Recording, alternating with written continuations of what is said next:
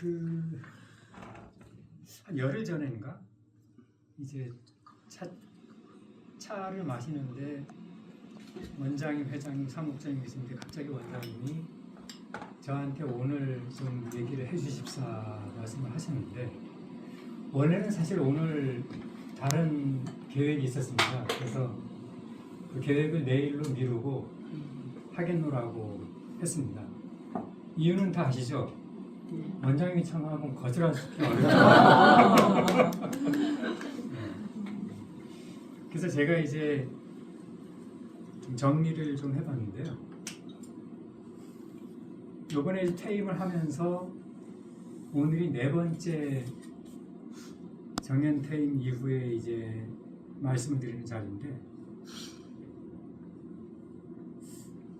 그 제목을 뭐로 하면 좋겠냐 그래서 이제 그 제목을 제가 말씀드렸습니다. 돌아보고 지난 날을, 그 다음에 앞으로 어떻게 살 것인지.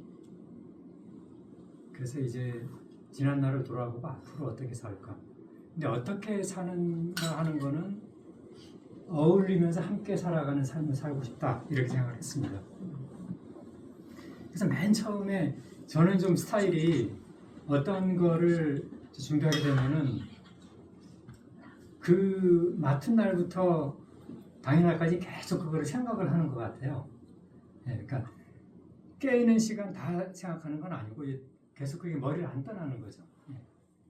그래서 이제 좀 나름대로 이제 구성을 해봤는데, 앞부분에는 지금까지 제가 살아온 거에 대해서 말씀을 드리고, 여러분도 궁금하시긴 할 거예요. 아직 한 번도 말씀을 드린 적이 없어서 저 사람 자꾸 보는데 저 사람은 어떤 사람인가? 네, 그래서 말씀을 드리고, 앞으로 이제 이렇게 살고 싶다라는 것을 말씀을 드리려고 합니다. 그거는 뭐 유전적으로 태어날 때부터 그럴 수도 있지만, 제 생각에 그 뿌리를 찾아보니까 우리 어머니의 교육이었던 것 같습니다. 어렸을 때 어머니는 세 가지를 그렇게 강조하시더라고요. 귀에 못이 박히도록 수백 번. 예. 공부해라, 친구들하고 싸우지 마라, 먹을 게 생기면 나눠 먹어라. 근데 먹을 게 생기지 않을 만큼, 거의 생기지 않을 만큼 꽤 가난했습니다.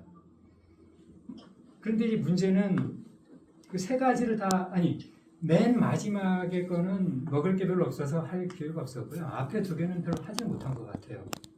그래서 공부하라 그러는데 맨날 밖에 가서 놀고. 그래서 지금 제 책상에는 초등학교 때와 중학교 때 가정통신문이 있거든요. 초등학교 때 가정통신문, 중학교 때 이제 성적표가 있는데, 초등학교 때 가정통신문에 담임 선생님이 그렇게 썼습니다. 주의가 산만해서 친구들을 많이 괴롭히니까 집에서 좀 교육 좀 하시고 써 있습니다. 그러니까 정말 그 주의가 산만하고 공부에 별로 어울리지 않아요. 중학교 때 성적표를 보니까 중학교 2학년 때 300명 중에 한 120등쯤 했더라고요, 그때. 이제 고등학교도 그때 제주도는 이제 시험 보는 데인데, 저는 가장 점수가 높은 데를 안 보고 일부러 2번째 때를 갔어요. 첫 번째도 갈 수 있었지만 공부하는 게 싫더라고요. 좀 이렇게 좀 설렁하게 살아보자. 그래서 갔는데, 이제 그 고등학교에서 공부를 많이 시켰는데,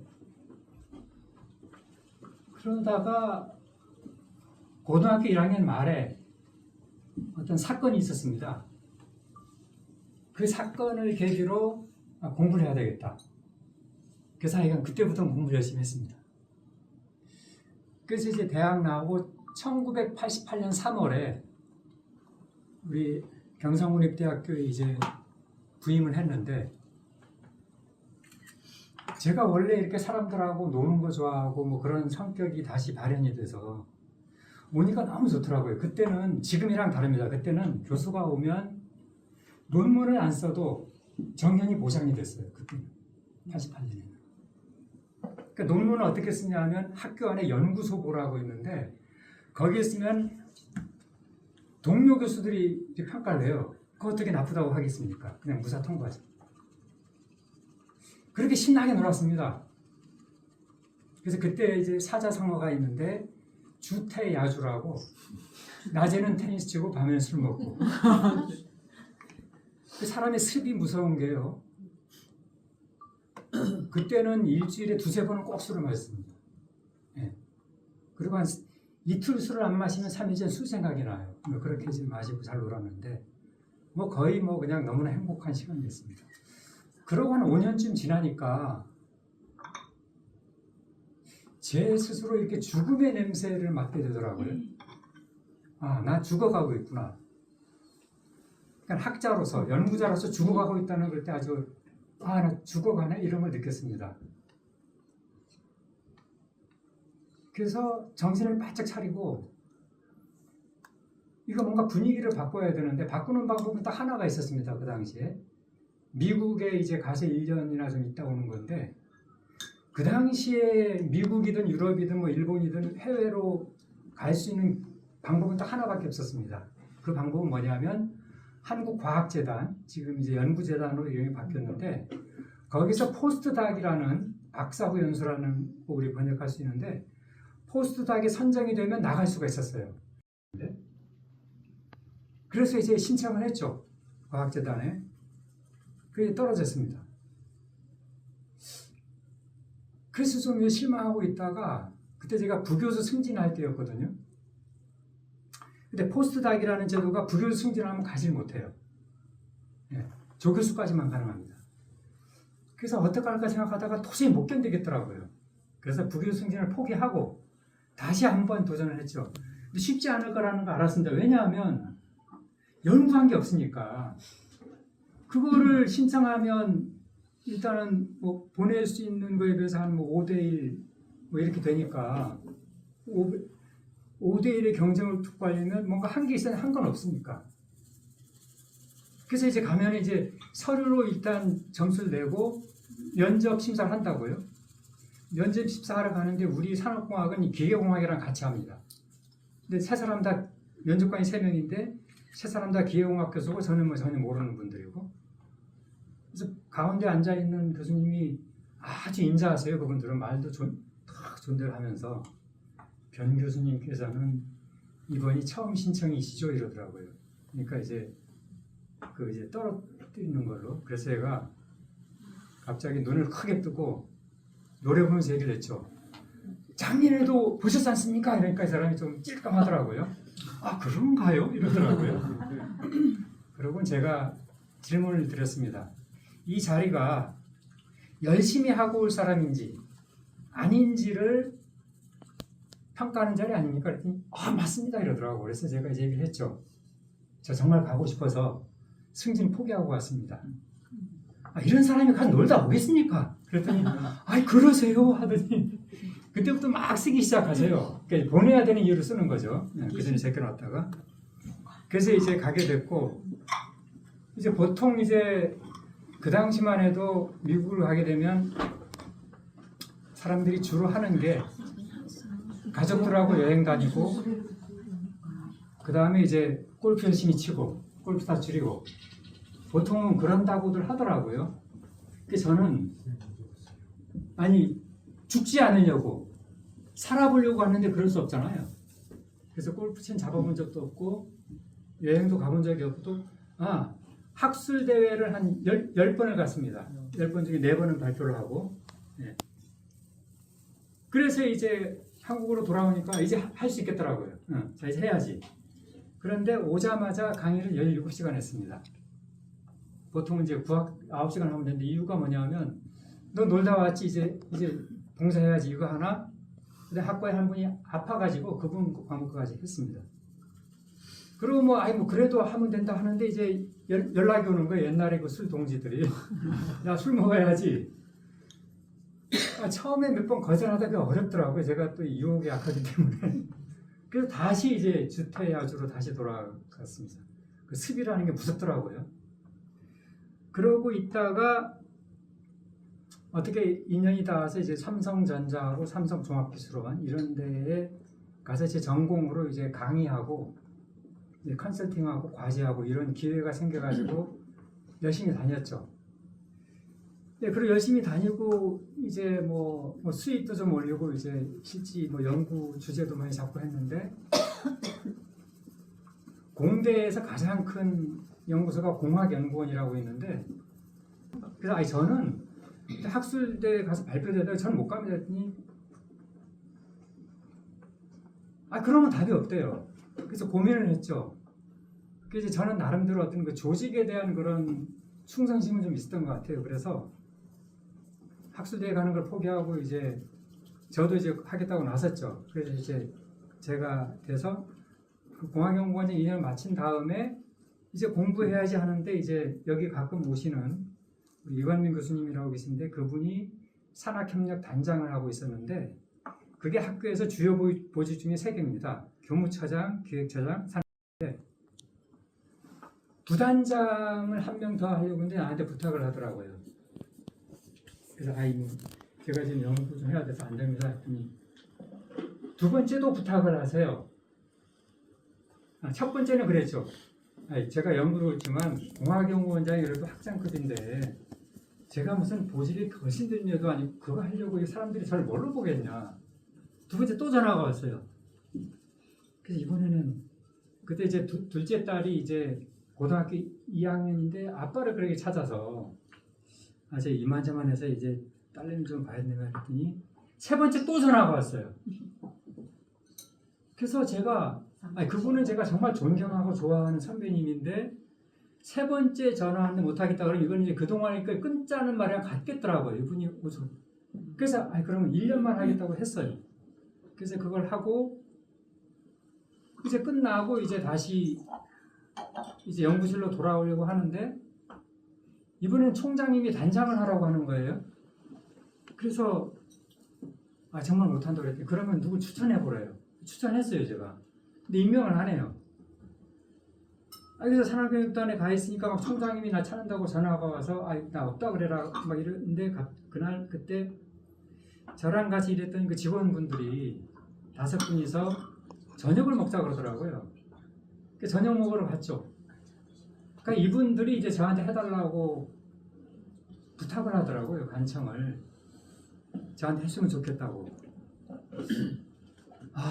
그래서 저는 깜도 아니고 그런데 하루 생각을 하다가 그 직원분들한테 이제 메일을 보내고 그러면 여러분들이 저를 잘 도와주겠다고 하면 제가 하겠다 그러고 이제 했어요.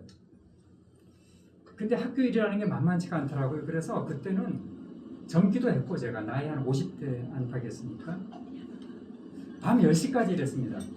월요일부터 금요일까지. 일이 그렇게 많아요. 부단장 2분과 직원분들이 많이 도와줘도 할 게 많아요. 그렇게.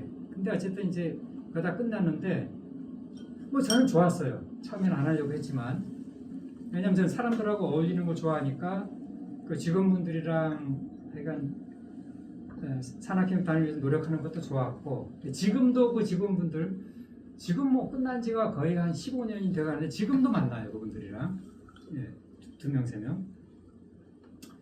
그리고는 이제 후임 단장한테 이제 인수인계를 하고 연구실로 돌아왔는데 자꾸 이제 그때 했던 일들이 자꾸 생각이 나더라고요. 이렇게 거기는 어떻게 돌아가요? 사람들이 그렇지 않습니까? 자기가 몸담고 있는 조직에서 나오더라도 어떻게 하고는 잘 되길 바라는데 6개월 동안 너무 괴로웠습니다. 그건 어떤 심정이냐 하면 제가 어떤 얼음 조각을 만들었는데 가끔 얼음 조각 보시잖아요. 얼음 조각을 만들었는데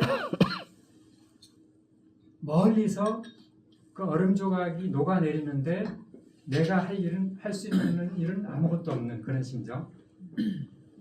그리고 6개월을 보낸 다음에 정신을 차렸죠. 이럴 때가 아니다. 그러고 이제 다시 이제 연구를 시작하고 그랬습니다. 그러다가 이제 그때는 정말 너무 힘들더라고요. 한 3년 동안 공백기를 가지고 연구를 하니 힘들어서 그 옛날에 석사과정 지도했던 그 논문 10년 전 논문을 이제 그걸 다시 들춰보면서 이제 논문 쓰고 뭐 이랬죠. 그러고도 이제 연구하고 있는데 이번에는 공대에 돌아오는데 참 저도 이제 참 오지랖도 넓죠. 그냥 하면 되는데 그래서 정말 이건 아닌 것 같다. 또 교수들이 불평도 많이 하고. 그래서 이제 이건 안 되겠다. 이거는 내가 그래도 공대 지금 몸담은 지가 몇 년인데 해서 이제 그거는 제가 나섰습니다. 공대학장 하겠다고. 그러니까 사람들이 저한테 와서 너 공대 교수들은 별로 안 좋아하는 거 모르냐 이러더라고요. 무슨 얘기냐 그랬더니 제가 산업혁명 단장을 할 때 공대 공학연구원 어떤 거를 제가 이제 뭐 돈 달라는 걸 제가 커트했거든요. 이유는 뭐냐면 보직 교수로서 세 가지를 좀 지키고 싶었어요. 하나는 기본 능력을 좀 갖춰야 되고, 두 번째는 열정이 있어야 되고, 세 번째는 자기 것을 챙기지 말아야 된다. 그래서 공대 거를 챙기는 순간 이게 어려우시지 않습니까? 그래서 이제 그런 거예요. 그래서 제가 공대 교수들이 그런 점 때문에 널 싫어한다고 말했을 때 제가 반박을 했어요. 그건 칭찬 같은데? 그 무슨 소리야? 저 사람은 무슨 일 시키면 자기가 안 챙긴다는 얘기잖아. 남은 칭찬으로 봐. 이러면서 해서 이제 그때 이제 경선을 했는데 그래서 공대 학장 2년 하고. 근데 공대 학장 할 때는 그렇게 즐겁지는 않았습니다, 사실. 그리고 이제 돌아와서 이번에 이제 대한산업공학회, 여기가 이제 굉장히 큰 학회예요. 공대에서 한 10대 학회 중에 해당하고 회원수가 한 16,000명쯤 되는데 저를 아주 좋아하는 선배들이 너 그거 해봐라 그러더라고요. 그래서 제가 뭐 하고 싶긴 한데 제가 깜이 되겠냐, 시골대학 교수 가면 하겠냐 그러고 있는데 이제 뭡니까 이렇게 그 공고가 났을 때 제가 정말 좋아하는 후배가 포항공대 교수인데요. 지금도 좋아하고 후배지만 존경하는 후배가 자기 그거 하겠다고 나섰길래 내가 바로 정말 생각 잘했다. 나도 도와줄게. 이러고는 3일 후에 그 선배들이랑 술을 먹는데 그 선배들이 그러는 거예요. 야, 너 저 회장 그거 이제 이번에 나와야지 해서 제가 누가 나온다 그래서 제가 도와주겠다고 했습니다. 이 사람들이 그냥 막 저를 막 때리려고 하더라고. 네가 해야지는 뭔 소리야 막 거의 막 때리겠더라고. 그래서 그래도 이미 얘기했다. 야, 그거 물러. 너가 해야 돼 이러더라고. 그래서 하다가 후배한테 전화를 했습니다. 했더니 후배가 그럼 형이 그러면 저는 안 나올게요 그러더라고요. 그래서 제가 그러지 말고 야, 너하고 나가 뭔데 우리가 결정하냐. 둘 다 나와서 자기가 뭘 하겠니 발표를 하고 회원들의 그 선택을 받자 이렇게 해서 나왔죠. 근데 사실은 이제 잘 나가는 몇 개 대학 말고는 회장을 한 적이 거의 없어요. 그 다음에 지방대학을 한 적이 없어요. 아주 옛날에 부산대에서 한 번 하고. 근데 이제 이게 이제 교수 숫자가 많은 데는 표가 2표고 평의원에서 보통 1표예요. 근데 제가 나중에 이제 딱 이렇게 분위기 보면 알잖아요. 보니까 서울대, 카이스트, 포항대, 연대고대는 다 저쪽을 찍었더라고. 그래서 저는 방법이 없잖아요. 그래서 저는 이제 주로 하는 게 산골 마을, 섬마을 이런 표를 이제 얻어서 이제 됐죠. 네. 근데 그걸 하는 동안에는 저는 이제 딱 하나, 이 지역 대학도 많이 참가할 수 있도록 거기에만 초점을 맞췄어요. 딴 건 별로 없고. 그래서 지역 대학에서 그때가 코로나 시절이라 재미도 없었습니다, 별로. 그리고 그거는 언제 끝나나 하고 이제 그것만 하겠다고 해서 끝났고. 그래서 이제 마지막으로 교수 생활 5년이 또 굉장히 인상 깊은데요. 마지막 5년을 남기고 많은 교수들은 이제 연구실도 거의 폐쇄비슷하게 하고 그렇게 훗날을 도모하던데 저는 정반대의 길로 갔던 것 같아요. 앞으로 5년밖에 안 남았다 이거지. 그러면 앞으로 남아있는 5년에 최고로 정말 잘해보자. 그래서 그 5년 동안 학생이 4명 있었는데요. 저 대학원 학생이 1명이 베트남 학생 박사과정이고 나머지가 이제 우리 학생들 석사과정이었는데 굉장히 행복했습니다. 그리고 이제 1명 취직한 애는 정말 좋은 데 취직을 했고 2명이 지금 취직 준비를 하고 있는데 마지막 2명이 여학생들인데 저랑 나이가 40년 차이거든요. 그리고 한 애는 그 부모가 저랑 띠동갑이에요. 근데 보통 교수가 학생이랑 어디 가서 술을 먹건 밥을 먹으면 교수는 얘기하고 학생들은 가만히 듣는데 우리는 정반대. 얘네들이 떠들고 내가 듣고. 그래서 저는 요즘 MZ세대에 뭐라고 하는데 저는 뭐 전역을 못 느끼겠어요. 특징은 있습니다.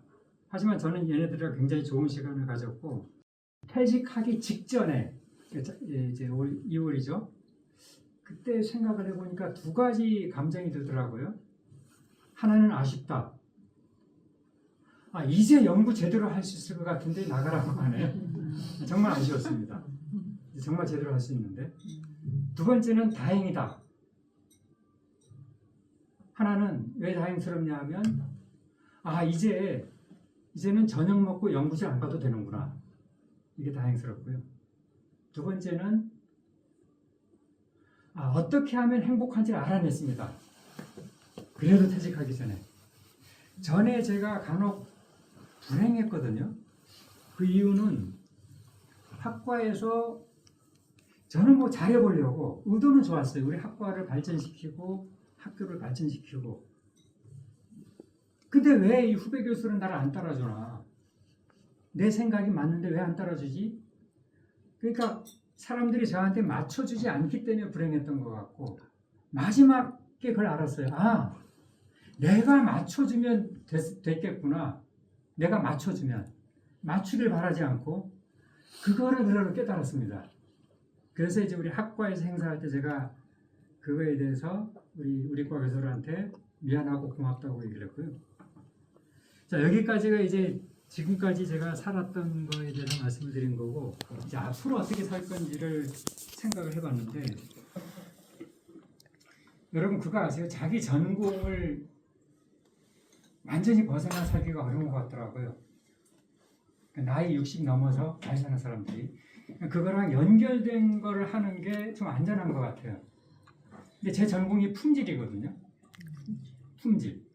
네. 그러니까 우리 여러분들하고 얘기하는 삶의 질이라고 봐도 돼요. 네. 요즘 제가 품질 경영 강의할 때 맨 앞에 삶의 질에 대해서 한 2시간 강의를 하는데 자, 지금 저를 봐주세요. 품질은 뭐냐 하면 품질은 고객 만족이에요. 어떤 사람이 피자집을 냈는데 이태리에서 배우고 뭐 돈도 많이 쓰고 해서 최고의 피자를 만들어서 팔았어. 근데 먹은 사람이 맛없다 그러면 그 맛없는 거예요. 품질 나쁜 겁니다. 자기가 뭐 어떤 돈을 소용없어요. 먹는 사람이 맛있다 그러면 그게 품질이 좋은 겁니다. 자, 품질은 고객 만족이거든요. 자, 이제 저를 가만히 보세요. 자, 제 표정을 가만히 있을 때 표정. 이거 하고요. 이거 어떤 게 나으세요? 되게 낫죠. 네. 저는 요새 삶의 질을 얘기할 때 고객을 누구를 보냐면 나랑 만나는 사람 저 고객으로 봐요. 이제는. 그게 여러분처럼 아는 사람일 수도 있고 길에서 모르는 사람일 수도 있고 우리 건물에 공사 중인데 공사하는 아저씨들일 수도 있고 근데 내가 그 사람들한테 그냥 무표정하게 이렇게 하는 거랑 이렇게 이건 쉬워요. 옆으로만 잡고 금방 할 수 있잖아요. 예. 돈 들어요? 안 금방 들어요. 할 수 있잖아요. 그러면 나를 만나는 사람이 고객이라니까요. 그럼 내가 이렇게 하고 지내면 나는 내 전공을 살리는 거죠. 예. 그래서 앞으로의 삶은 맨 앞에는 표정부터 할 거고요. 두 번째는 저는 정말로 이제는 부자로 편안하고 즐겁게 살려고 해요. 부자로. 여러분 어떤 게 부자인지 아세요? 마음이 예, 부자는 지금 자기 가진 것에 만족하면 부자예요. 예, 제 친구 중에는 돈이 1,000억 갖고 있는 사람도 있어요. 근데 모르겠어요. 그 친구가 더 부자인지 내가 더 부자인지 모르겠어요. 제가 더 부자인 것 같아요. 왜냐하면 저는 더 바라는 건 없거든요. 사실은 퇴직하고 제가 퇴직할 때 보통 차를 하나 뽑거든요. 차를 뽑으려고 계획을 다 잡아놨었습니다. 여러 가지를 검토한 끝에 제네시스 GV70 그게 마음에 들더라고. 근데 하여간 어떤 사정 때문에 그 차를 살 수가 없고 지금 오는 차를 몰려 그래 할 수 없어요. 그래서 마음을 이렇게 바꾸고 나니까 전에는 이 차를 바꾸려고 생각할 때는 차가 영 좀 이상하더니 이제 이 차를 타야 되겠다고 생각하면 괜찮아요 그냥. 네, 전혀 괜찮습니다. 두 번째는 편안하게 살고 싶거든요. 사람이 화가 나거나 후회할 때가 있어요. 화가 나거나 후회할 때. 언제 그러세요? 무슨 생각을 할 때? 뜻대로 안 될 때. 시기적으로는 과거를 생각합니다. 미래 생각, 과거에 그때 이랬으면 그놈의 자식이 왜 이놈 뭐 이러면서 화가 나고요. 그때 내가 좀 더 했으면 하면 후회를 합니다. 어떨 때 우울하고 어떨 때 걱정을 하죠? 아니, 뭘 생각하면서? 시기적으로. 미래죠, 미래. 미래가 뭔가 불안한 것 같고 걱정도 되고 미래 생각하면 우울해. 미래에 초점을 맞추면은 편안하지 않습니다. 어떻게 하면 편안하냐? 지금 이 순간 집중하면 돼요. 아까 우리 매화꽃 따면서 다 좋았잖아요. 그렇게 살면 돼요. 살 수 있습니다. 네, 저 그렇게 살려고요. 지금 이 순간. 그 다음에 세 번째, 즐겁게. 자, 부자로 살고 싶고 편안하고 즐겁게. 자, 어떻게 하면 즐겁게 살 수 있을까요? 이건 여러분 알 거예요. 지금 이 순간 즐기는. 그렇죠. 어울리며 함께하는 자. 혼자로서는 즐겁지 않습니다. 사람은 절대. 어울리면서 즐겁게 살면 즐거운 거예요. 그런 얘기를 누가 하더라고요. 이 지루하고 따분한 오늘이 어제 죽은 사람이 그토록 갈망하던 하루다. 네, 이 따분하고 지겹고 이 날이 오늘이 어제 죽은 사람이 그토록 갈망하던 하루다. 그러니까 지금 이 순간 살고 있으면 됩니다. 네. 그리고 이제 지금까지는 그러니까 지금까지 삶을 아까도 여러분들 보셨지만 들으셨지만 돌아보니까 저도 이제 우리 경상사투리로 애사에 있어가지고 애사에 있어가지고 하여간 도전하고 극복하고 성취하려고 했던 것 같아요. 그리고 일부는 성취를 했고 앞으로는 그냥 받아들이려고 합니다. 지금 이거 한쪽이 아파서 이거 어떻게 하나 아직 걱정은 되는데 그냥 받아들이려고요. 늙으면 다 예예예. 아니 늙으면 이도 아프고 이제 예약은 해놨어요. 이도 아프고 빠지잖아요. 늙으면 관절도 아프잖아요. 예? 늙으면 성인병 생기잖아요. 받아들이면 되지 뭐. 그거 어쩌 붙자라고. 예. 아픈 것도 받아들이고 이별도 받아들이고 어차피 이별해야 되지 않습니까? 받아들이고 또 다른 것도 그냥 전에는 왜 나한테만 이런 일이 왜? 근데 지금은 그냥 받아들이려고 해요.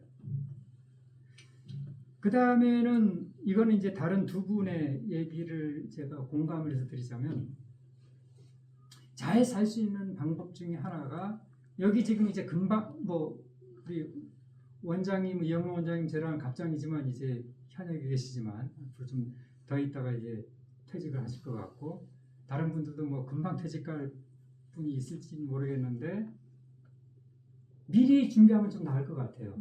잘 사는 방법 중에 하나가 읽기와 쓰기 같아요. 고미숙 씨라고 제가 좋아하는 고전 평론가가 있는데 저 그분 동영상 되게 좋아하거든요. 아주 씩씩하고 예, 그분이 이제 지식 공동체를 운영하고 있습니다. 나이 들어서 즐겁게 살 수 있는 방법이 지식 공동체에서 같이 책 읽고 쓰고 그러는 거래요. 저 아주 찬성합니다. 그 다음에 월요일 날 오실 이문재 시인이 제가 처음 그분을 진주로 초청해서 강연을 들었는데 여러분들 월요일 날 웬만하면 그 자리 빠지시면 안 됩니다. 정말 잘하세요 강연을 그분이. 근데 처음 뵀을 때 그분이 저한테 그러더라고요. 일기를 쓰냐 그래서 그때가 제가 쓸 때였어요. 일기 얘기 조금 이따 다 하겠습니다만 그 저한테 한 얘기가 그런 걸 잘 쓰시고 기록을 계속 남기래요. 써서 기록을 남기면 그게 개인의 역사가 되고 개인의 역사가 모여서 인류 역사가 됩니다. 이러더라고요. 근데 우리가 역사에서 배우는 것들은 이런 거잖아요. 자기 조카를 죽여서 왕이 된다거나 외적이 침입했는데 백성 놔두고 자기 혼자 도망치거나 이걸 우린 역사라고 보는데 그거 아니죠. 사실 따지고 보면. 우리처럼 평범한 사람들이 하루하루 살아온 게 역사라고요. 그리고 그런데 초점을 맞춘 작가들도 많죠. 찰스 디킨스, 그 다음에 이제 파친코를 쓴 갑자기 이름이 생각이 안 난다. 이민진 작가 이런 분들이 그런 걸 쓴 거죠. 이민진 작가의 그 파친코의 첫 문장이 그지 않습니까? 역사가 우리를 저버렸지만 상관없어. 그 일반 사람들의 얘기를 쓴 거거든요. 네. 그러니까 무슨 다른 사람들한테 우리가 의존할 게 아니고 우리가 역사 쓰면 돼요. 그건 뭐냐 하면 매일매일 기록. 그래서 제가 오늘 여기 오기 전에 제가 그 2001년 1월 1일부터 이 길 썼더라고요. 저는 이 길 손으로 쓰지 않고 엑셀에다가 써요. 예, 엑셀에다가 그냥 금방 씁니다. 그러니까 처음에는 3분 만에 이렇게 쓰는 거죠. 엑셀에다가 오늘 보니까 2020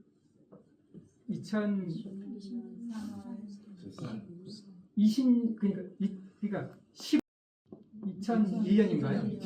1년 맞죠? 11년, 예, 11년. 2011년 1월부터 썼어요. 그날은 한 줄밖에 안 썼더라고요. 그 다음에 이제 사람이 처음에 어렵지 막 쓰잖아요. 그러면은 사람이 되게 수다스러워집니다. 그 나중에 보니까 막 20줄도 쓰고 막 이래요. 근데 내용이 셀마다 이렇게 하루씩 쓰죠. 매일 하루씩 매일. 네. 근데 이거는 또 다른 게 있는데 그건 나중에 좀 말씀드리고. 그래서 쓰는 게 우리가 그런 얘기를 하거든요. 인문학이 뭐냐? 이문재 시인한테 물어봤어요. 그랬더니 성찰과 연대래요.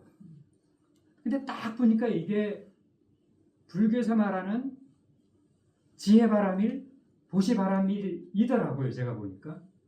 그러니까 다 연결이 되는 것 같아요. 그래서 이제 일기를 매일 쓰는 게 저의 루틴이고요. 또 하나의 루틴은 뭐 아마 다 하고 계실 것 같은데 저는 하루에 30분 호흡을 하거든요. 10분씩 나눠서 하기도 하고 호흡을 하면 좀 이렇게 자기를 돌아보는 것 같습니다.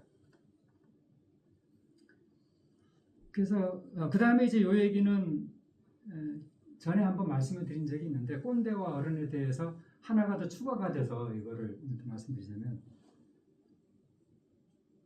꼰대는 물어보지도 않았는데 이래저래 하는 게 꼰대고요. 어른은 물어보지 않은 거 말을 안 합니다. 그리고 심지어는 물어봐도 이거 어떻게 하면 돼요 했을 때 그건 이렇게 하면 이제 바로 꼰대로 추락하거든요. 이거 어떻게 하면 됩니까 할 때 내가 전에 비슷한 이런 일에서 나는 이렇게 했습니다. 라고 하고 결정은 본인이 하도록 놔두는 것이 어른인 것 같아요. 최근에 제가 다른 어떤 책을 읽으면서 하나 더 붙어야 되겠구나 라고 생각한 게 뭐냐면 어떤 사람이 꼰대냐면 더 이상 배우려고 하지 않은 사람, 성장을 멈춘 사람, 그런 사람하고 얘기하면 맨날 옛날 얘기하거든요. 옛날에 나 때는 어땠어? 라고 얘기하는데 그 중에 반 이상은 자기 자랑이에요. 그런 꼰대예요. 어른은 뭐냐 하면 계속 배움을 멈추지 않고 성장하려는 사람. 우리 김장하 선생님에 대해서 책을 쓴 조스민 번만 책을 쓴 김주환 기자라는 분이 학교에 가서 한번 강연을 했거든요. 지금도 김장하 선생님 댁에 가면 늘 책을 읽고 있대요. 그래서 제가 그때 그랬어요. 김장하 선생님은 여전히 성장을 멈추지 않고 있구나. 그렇게 느꼈습니다.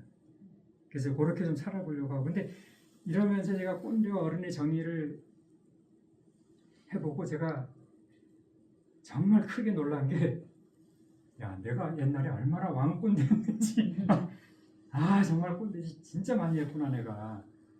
그래서 저랑 있던 사람들한테 되게 미안합니다.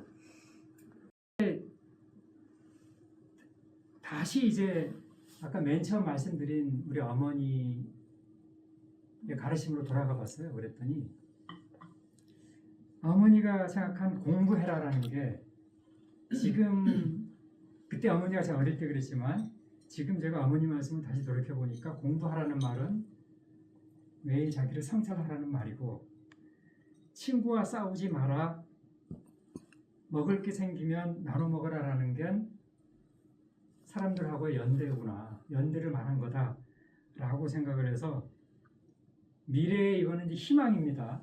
그렇게 살 수 있을지 없을지 모르겠습니다. 희망은 저한테 가장 큰 지향점은 깨달음을 얻는 거죠. 제가 누구인지, 대체 나는 어디서 와서 어디로 가는지, 예, 그게 지향점이고요. 가장 중요한. 이제 그거를 위해서 이제 성찰을 계속 하고 수행도 해야 될 것 같고, 그 다음에 이제 보시바람의 측면에서 할 수 있는 거는 그거를 하고 싶긴 해요. 요즘 말하는 걸 코칭이라고 하더라고요. 사람들을 만나서 그분들의 어려움을 듣고 내가 혹시라도 좀 도움이 되는 어떤 힌트 같은 게 있을까? 뭐 그럴 수 있으면 좋겠다라는 생각이 들고 좀 더 주제넘게 생각하는 거는 정말 사는 게 힘들고 어려운 사람들한테 위안이 되고 뭔가 용기를 줄 수 있는 글을 좀 쓰고 싶다라는 생각을 하고 있습니다. 이거는 이제 희망사항이고요.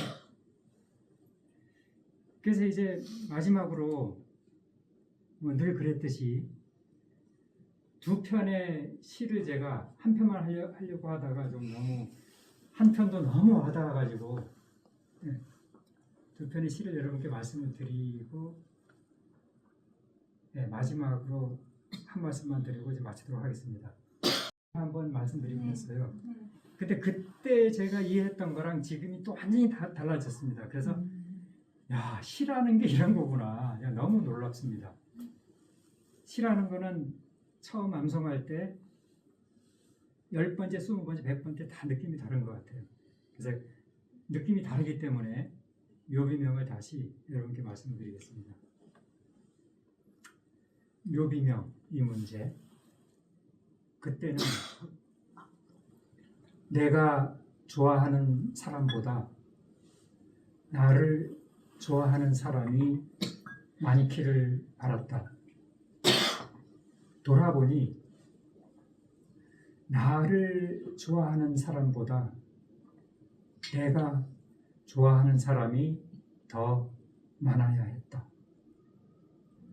다시 돌아보니 나를 좋아하는 사람과 내가 좋아하는 사람이 같은 사람이어야 했다. 이렇게 죽기 전에 나는 다시 태어나야 했다. 살아있을 때 다시 태어나 제대로 죽었어야 했다. 이거고요. 마지막 시는 어쩌다 보니까 이 시가 오늘 4번째 제가 정년 퇴임 말씀을 드린 자리인데 4번 다 하게 됩니다. 왜냐하면 정년 퇴임을 하는 사람, 아니 그거보다 젊은 사람이면 더 좋긴 합니다. 그래서 너무나 좋은 시라서 여러분 어떤 분이 여러 번 들으셨을 거예요. 진정한 여행, 나즈미 히크메트.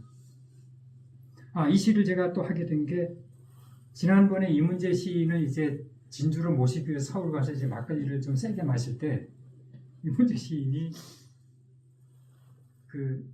요번에 시집 나온 거 있지 않습니까? 제목이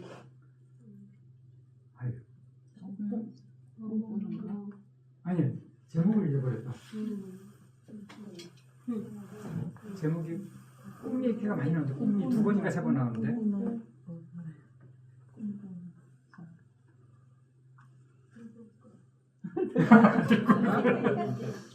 꿈을 꾸게 하는 꿈이 맞아. 꿈이 3번 나죠. 꿈을 꾸게 하는 꿈이 있다. 꿈이 있다. 그 시집을 이제 이번에 펴내셨는데 막걸리 마시고 완전히 취하더니 저한테 그러더라고요. 아, 이제 시를 잘 쓸 수 있을 것 같다 그랬어요. 그래서 이 진정한 여행이 맨 앞에 그 얘기가 나오거든요. 네, 해보겠습니다. 가장 훌륭한 시는 아직 쓰여지지 않았다. 가장 아름다운 노래는 아직 불려지지 않았다. 최고의 날들은 아직 살지 않은 날들. 가장 넓은 바다는 아직 항해되지 않았고, 가장 먼 여행은 아직 시작되지 않았다. 불멸의 춤은 아직 추어지지 않았으며, 가장 빛나는 별은 아직 발견되지 않은 별. 무엇을 해야 할지 더 이상 알 수 없을 때, 그때 비로소 진정한 무언가를 할 수 있다. 어느 길로 가야 할지 더 이상 알 수 없을 때, 그때가 비로소 진정한 여행의 시작이다. 자, 그래서 마지막 말씀을 드리겠습니다. 이거는 사실 어떤 스님의 법문에서 제가 따온 건데요. 물론 제 얘기를 좀 섞어서. 지금까지 퇴직하기 전까지는 제 인생이라는 것을 차에 비유한다면, 제가 제 차를 운전한 게 아니고 다른 사람이 운전석에 앉아 있거나 어떤 헛된 욕망, 남들이 부과한 또는 사회가 부과한 부담, 또는 어떤 두려움, 또는 어떤 충동이었던 것 같아요. 이제 제 인생 차를 제가 운전석에 앉아서 내가 가고 싶은 방향으로 갈 수 있겠구나 라는 생각을 하니까 굉장히 설레이고 마음도 두근거리고 그렇습니다. 그래서 그런 마음으로 살아가고자 합니다. 네, 감사합니다.